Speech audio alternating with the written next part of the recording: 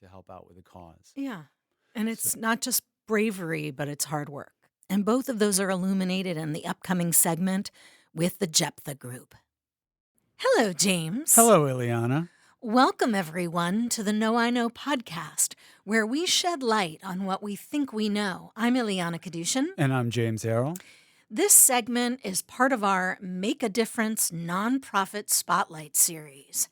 And today we are talking about the Jephthah Group, which is a registered nonprofit whose aim is to bring music instruction to the forgotten of the forgotten.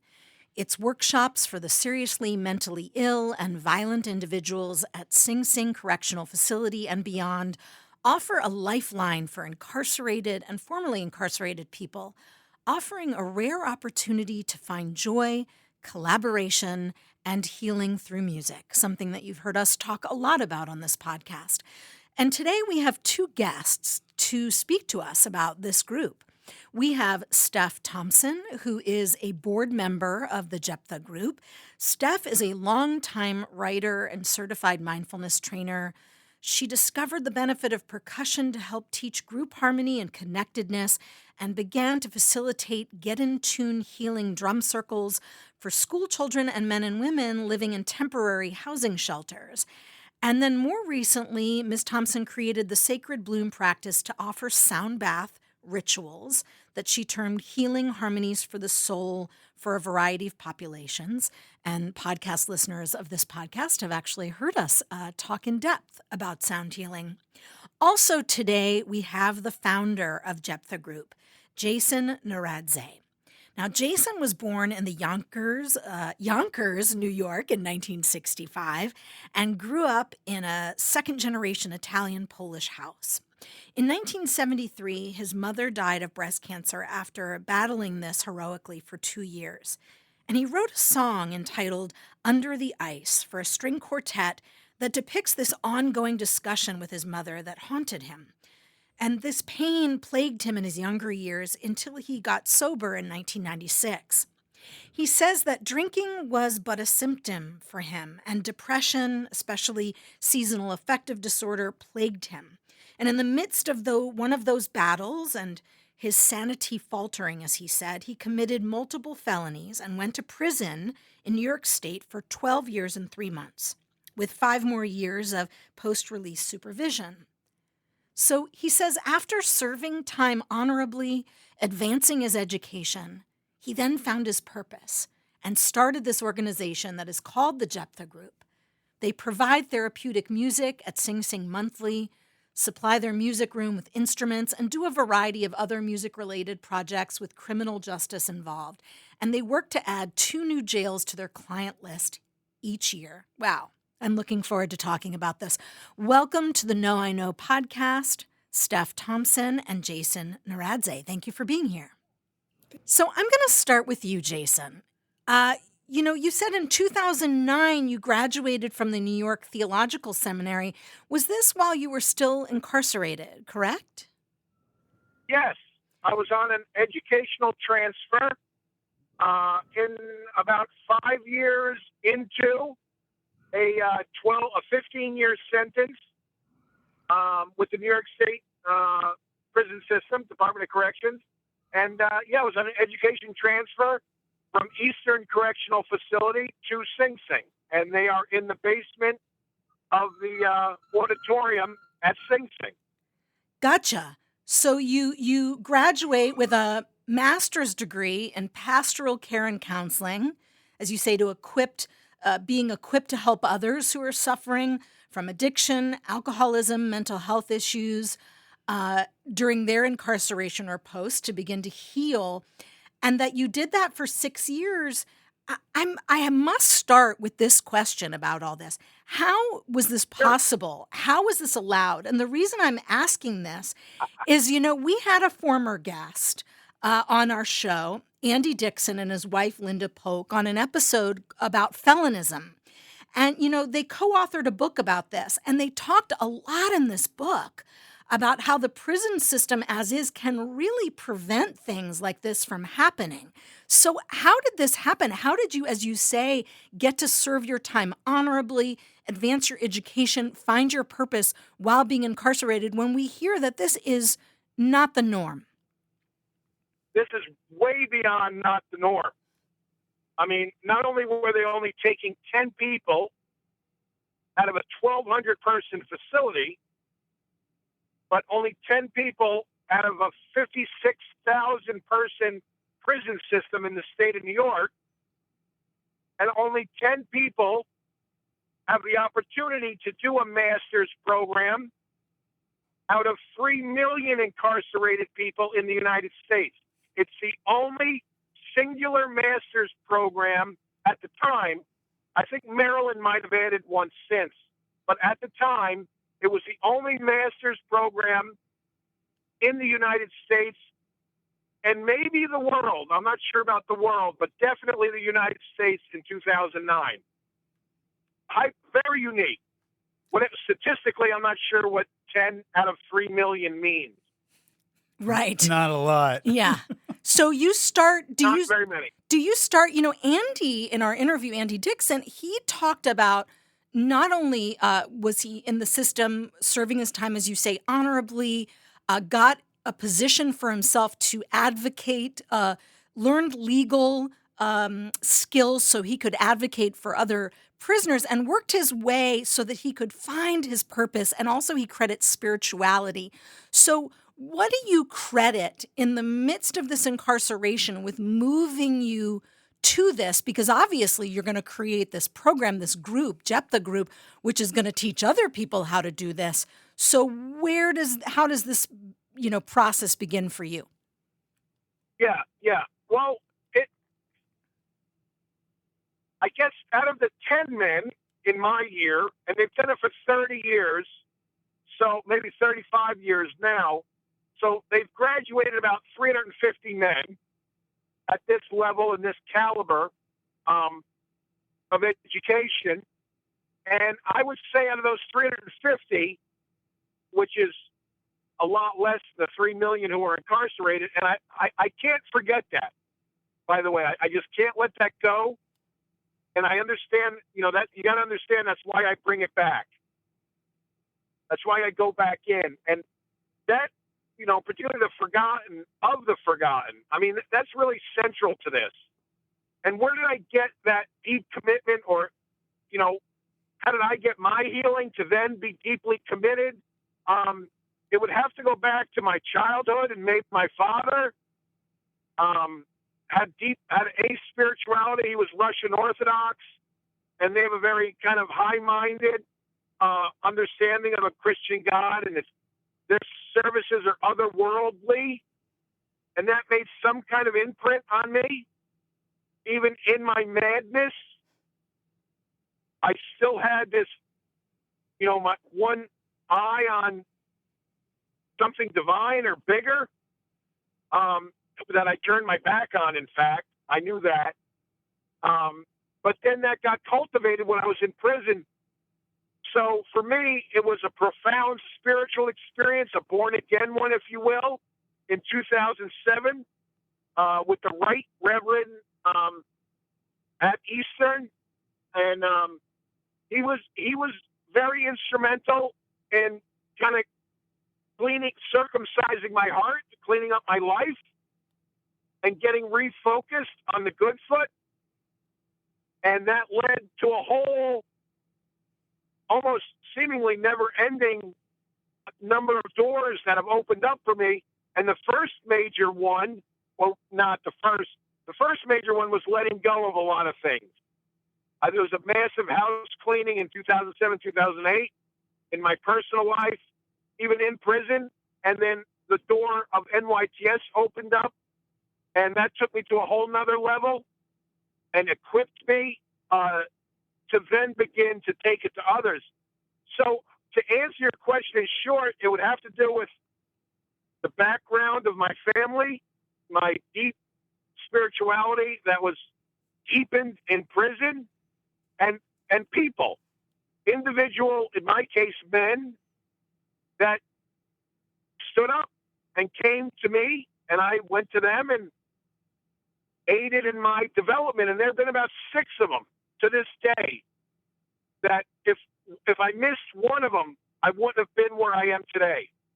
Mm-hmm. So I'm not sure how to abbreviate that No, other than no. kind of calling it a miracle. Yeah. Well, it sounded, from what I was speaking about you in your bio, there was this realization that drinking was but a symptom, right? We all have symptoms in our Yeah, life of things that are yeah, going on a yeah, deeper level, yeah, emotionally, mental health. Then taking that and to, as you say, your understanding of the situation you were in and what you could then imagine a trajectory for yourself that was going to go beyond your circumstances, and then seeing those around you and feeling the call to be a part of this transformation. And yeah, you graduate from the seminary. You then you have 6 years in a mental illness chemical addiction program of the mental health yeah. unit at Sing Sing security prison from 2009 to 2015 as a inmate program aide. And That's right. you thoroughly trained every day, were trained every day by 2 professional staff members that had over 30 years of experience debriefing groups. And you became, as you say, highly trained in symptomology for the serious mentally ill and violent individual population, right? Yeah, and Where that's a marketable skill. yes. And the Like the prison, world at large needs that, right? yes. And that's why the prison where the prison placed you after graduating, like that was Right, your purpose there. Um, right. That's and music, as you say, music is my salve, right? Um, yeah, this started, as I said, with you writing music to deal with the death of your mom. And how do you start to see yeah. that music is going to integrate with this knowledge that you've attained? How is this going to be part of this healing process? Yeah, yeah, yeah. Good question. Good question.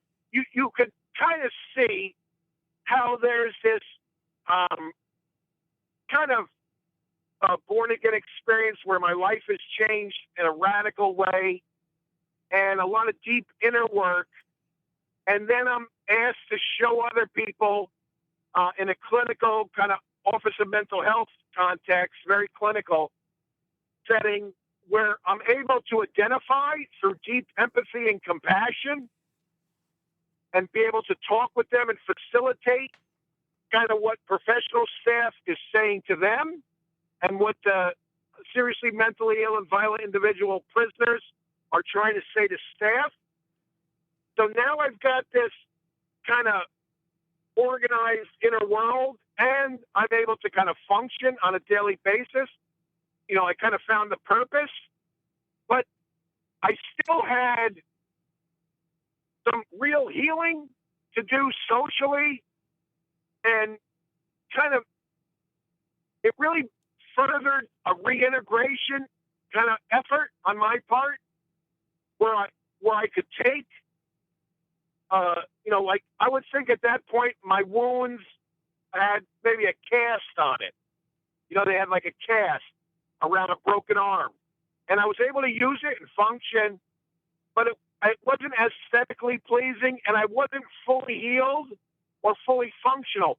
Music brought me up and out and onto solid ground.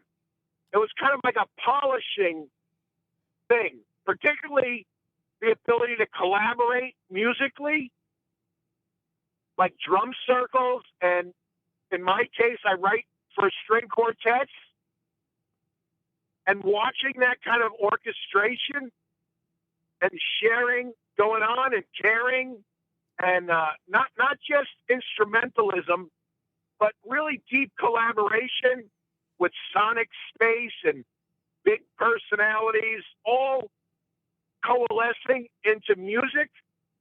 And I hope Stephanie gets around when you talk to her about the kind of universal benefit and nature of rhythm all the way back to the womb and the flow that's caused by that and the vibration theory and the fact that we're water and that all has, it seems esoteric, but No, at the same time, it's absolutely essential. well, you're getting a lot of yeah. You can't see this right Yeah, now, but you're getting a lot of head nods from And grins, and yes. grins from James and I yeah, both. James, who's sitting yeah, here with us, because yeah, he is also. yeah. We're It both seems it musicians. it seems like icing on the cake, but it's way more than that. Music, it's profound. Oh, absolutely. Like, Absolutely. yeah, We have a nonprofit, Stories Love Music, that teaches caregivers how to use music with people losing their memory. So we are of the same uh, universe here. And yeah, yeah. I definitely want to talk to Steph more about that. Can you dig it? You're listening to the Know I Know podcast with your hosts Ileana Kadushin and James Harrell on 90.7 FM WSDL Delmarva Public Media. What you think, Jambi? Mecca like a high, make a honey hole, make a like a high, make a Johnny hole. Can you dig Make a it? like a high, make a honey hole, make a like a high. Let's get back to the show. Know I Know podcast. Can you dig it? We are doing one of our Make a Difference nonprofit spotlights, talking about the Jephthah Group. We were just talking to founder Jason Naradzay, and we also have today Steph Thompson, who's a board member and supporter. So, Steph, to start, how did you meet Jason and come into this group and decide you wanted to support the efforts and mission of what Jason was bringing to the table and was doing with this group? Well, I had gotten involved with a group called Musicambia, which Jason is an alumni of. Musicambia goes into prisons, including Sing Sing, and brings music instruction to the regular population.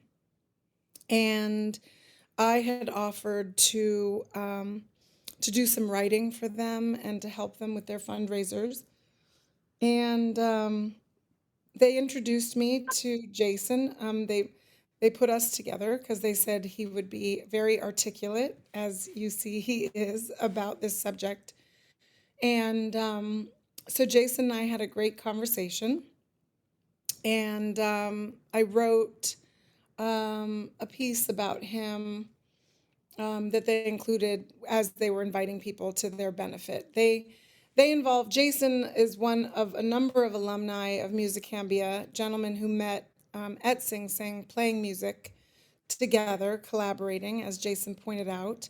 And those alumni work with Musicambia once they leave Sing Sing, and they all, well, Jason, I don't think you were there the first time, but I threw a house party for the alumni and invited friends to come to my home and listen to them play and speak about the organization. And that was a fundraiser that we were doing. So Jason and I met over the phone, but since he lives in Syracuse, he didn't make it to Brooklyn for that event. But it was one of the most, I've had a lot of events in my house, and I say this very honestly, that it was the most touching event I've ever had because, and what you spoke about with felinism during that podcast, and obviously you guys understand the power of music to bring connection and hope and all of these beautiful things to a group of people who are incarcerated, not just briefly, but for long periods of time, is so profound. And then to sit in a room with these gentlemen who, you know, are acknowledging where they've been and what they've done, and sharing with us their musical creations, that came out of this. It's highly emotional, as you might imagine, and it's really beautiful. So over time, in working with Musicambia and having interviewed Jason, and then I don't know, Jason, what he invited me to go fishing during I the took you pandemic. fishing. Yeah, I took you fishing. with Dexter. That's right, on Thompson Lake. Oh, see, so we went fishing and we hatched a plan to save the world. So here we are. Yeah. Gotcha. And now we know how valuable uh, team members can be in running a nonprofit, right? People that understand the mission and support the mission. And it really takes a veritable village to make it evolve and grow. And I'm sure Jason is quite appreciative of that. It's like it Oh, really. Stephanie is an ace. Her fundraising, I mean, she is awesome the way she pulls things together. I mean, it wouldn't even be a conversation without her. Yeah. And she caught a 14-inch smallmouth, which was the biggest fish of the day that she put in the boat. There you go. It was the fishing proof. Yeah. Jason, I wanted to ask you, you say, you upon your release from Sing Sing in June of 2016, you began to then actually live in Syracuse and work as a formerly incarcerated individual where you are today, working in a 40-bed inpatient rehab center as a counselor. And then you make Jephthah Group an official nonprofit in 2019. So in light of where I started asking you about how, as you said, statistically, this is not normal, right? You have a huge sense, awareness and gratitude for so how does it feel now on this side of it? And do you feel that this purpose has equipped you greater than would normally have been possible? Sometimes, honestly, it's happened about 3 times in the last 3 years, 5 years. This is way bigger than me. Whether you tie in Black Lives Matter or mass incarceration, this is way bigger than me. This is a conversation about kind of regular people looking at other people differently.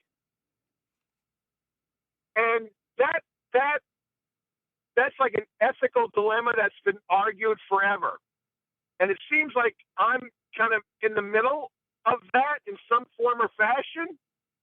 And the people that know it, usually from the inmate, the formerly incarcerated or incarcerated person side of the relationship, the other, they know that this is a David and Goliath effort.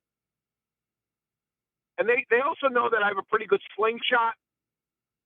But really, every once in a while, this happened 3 times, I get a sense of the enormity of this. When I go back in and maybe a half a dozen faces who I'm familiar with, some of them going back 8 or 10 years to when I got my violin for and my book Violin for Dummies, and was making cat noises with my violin. I mean, before I even began. When they've seen this occur in front of them, it's choking me up a little bit. It gets really intense. Almost too intense because of what this represents. And it's just got to keep going. That's all there is to it. Well, I have 2 or 3 guys behind me, and they're coming up. Right, When you're training other people who were kind of alumni, and now there's about a dozen, maybe 18. to do what you do. Yeah. Yeah, it is heartening because besides hearing about your program, I mean, I remember watching a powerful documentary about teaching meditation in the prison system. We know people that do poetry projects in prisons. It's heartening to hear more and more about these programs, as we could never have too many of them. And I think it does take you do training, as you just alluded to, of teaching other people to become teaching artists. and other people to do what you're doing. And it does take I'm sure when you train other people to do what you do, it takes a real special kind of person, in the sense that, I mean, I could equate this, James, you and I going into advanced Alzheimer's units and memory units and hospitals as musicians and going in to begin to understand how we would even teach caregivers to use the universal tool of music with people when they lose their memory, can have violent outbursts, emotional outbursts, physical. That's why when I read about the Jephthah group and your mission, I immediately could kind of understand the tenor of what was going on, because Yeah.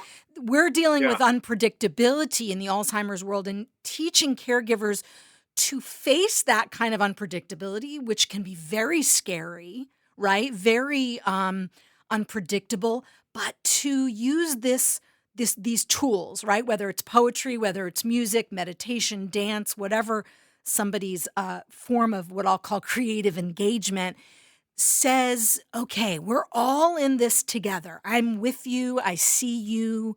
I hear you.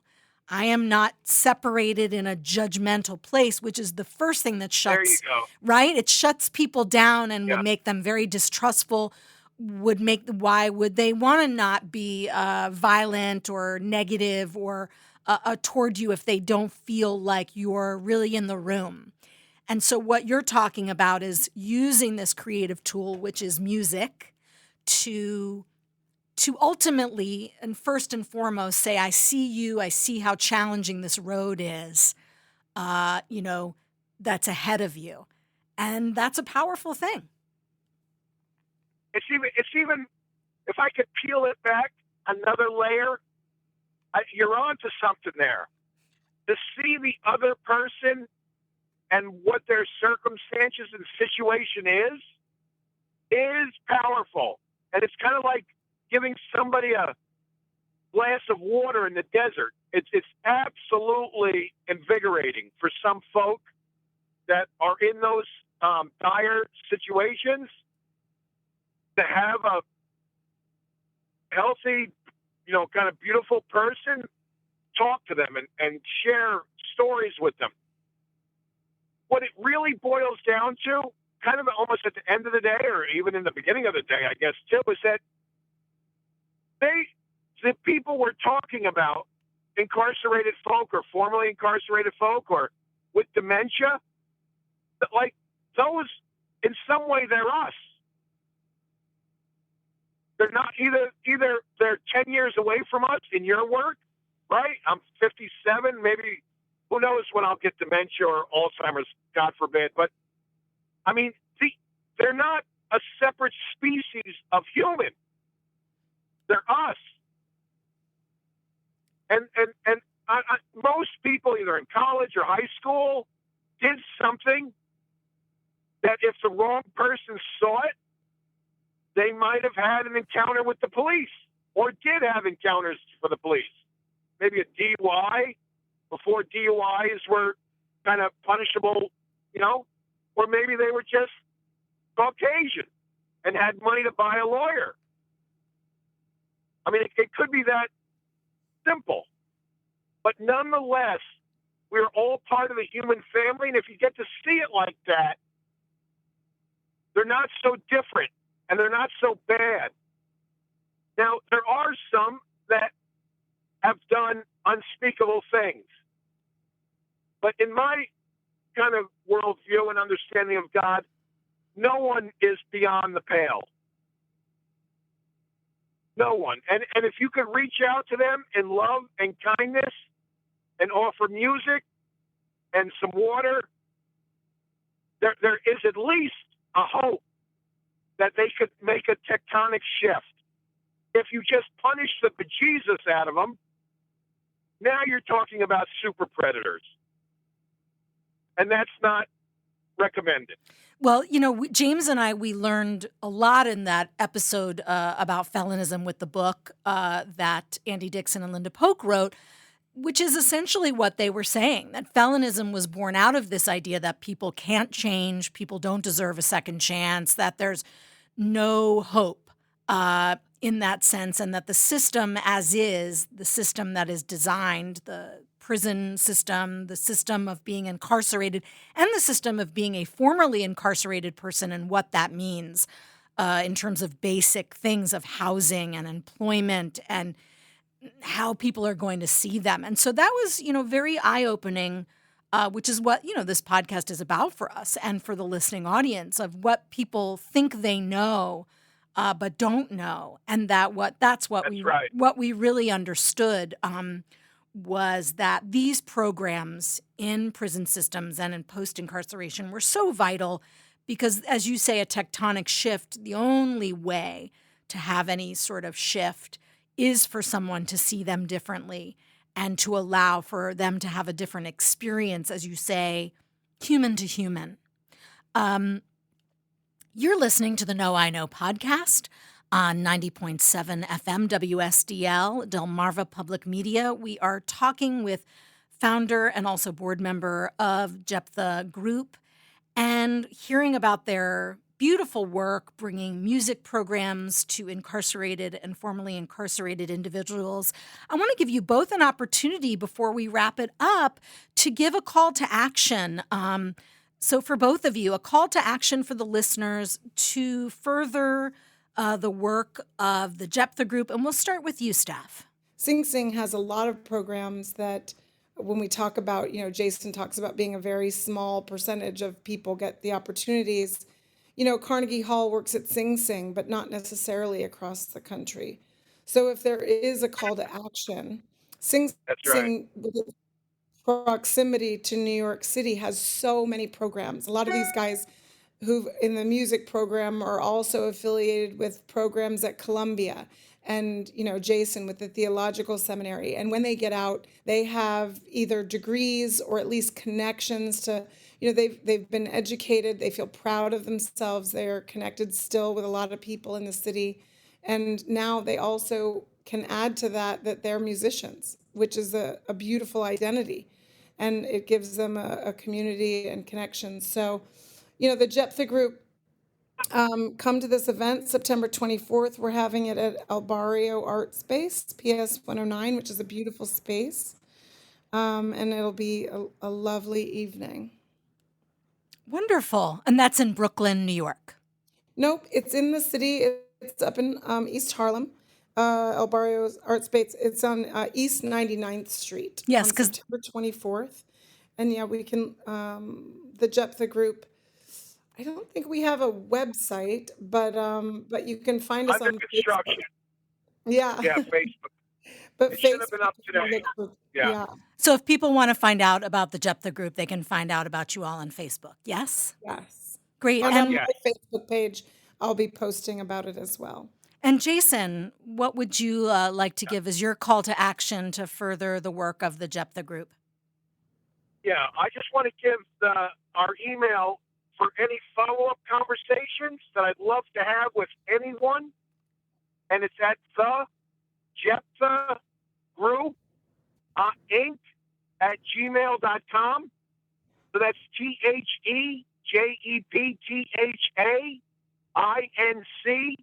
at gmail.com.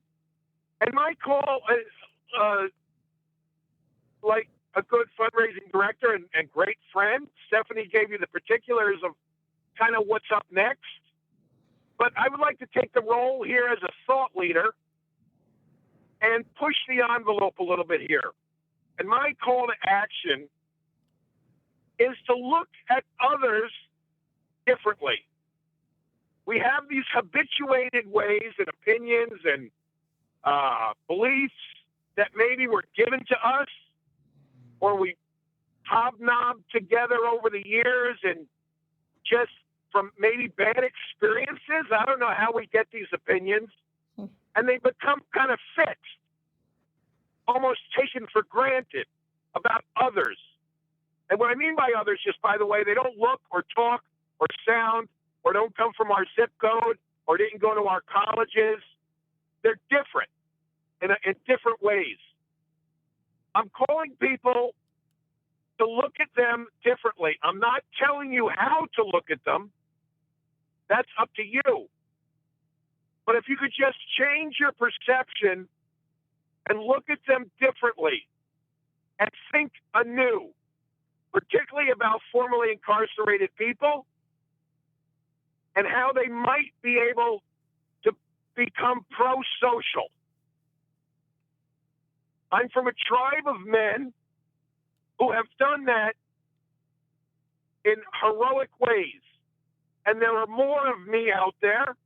And I ask you to get to know us and think differently about some incarcerated folk and some formerly incarcerated folk.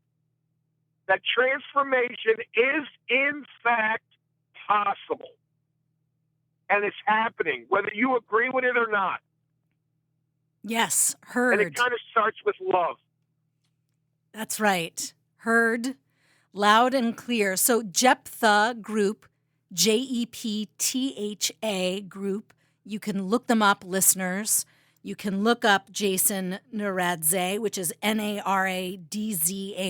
Look him up if you want to read more about his story.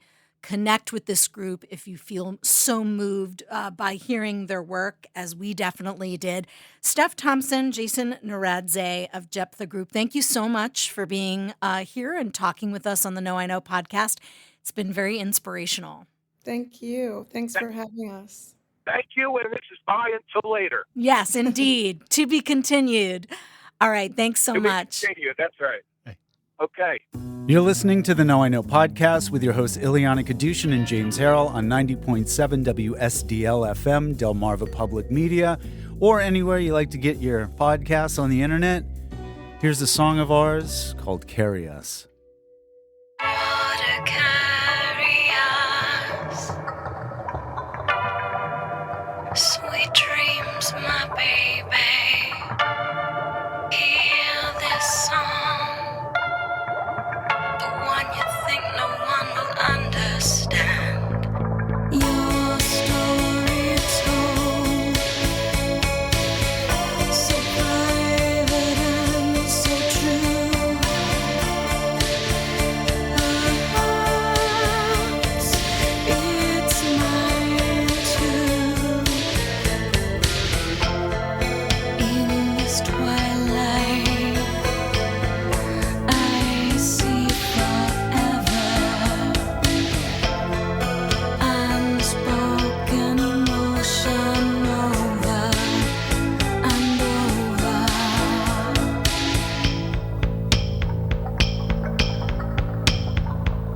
Until you see you're wishing to the atmosphere, and so will be.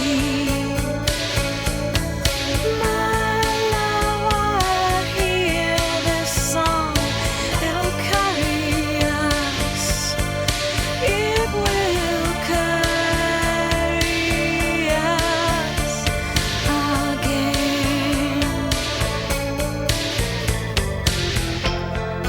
In this twilight, I see forever, unspoken emotion over and over. In this twilight, I see forever, unspoken emotion over and over.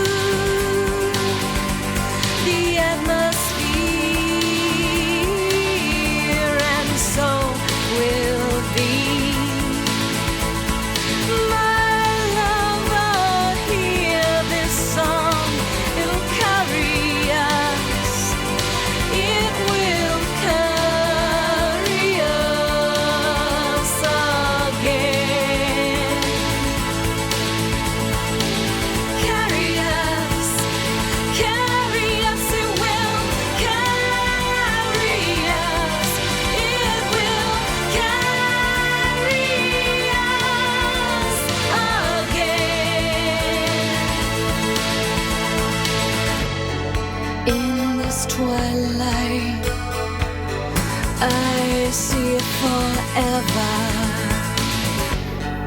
Unspoken motion over and over.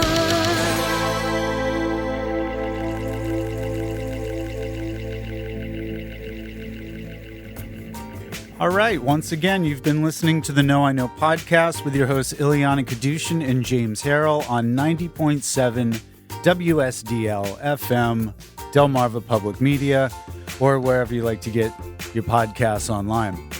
If you'd like to find out more about us, James and Ileana, you can visit the Know I Know podcast website. That's NOIKNOWPODCAST. And see what we're all about, right? All the music that you hear on this show is ours. This is what we've been doing for the last 20 some odd years, working in advertising, working in film, corporate media, woohoo, helping sell products that you don't really need, but it pays the bills. So we're out and about. We're zipping around the community at large and finding out what's going on. Things that we want to do in this community, changes being made that are hopefully benefit everyone. Thanks again for listening.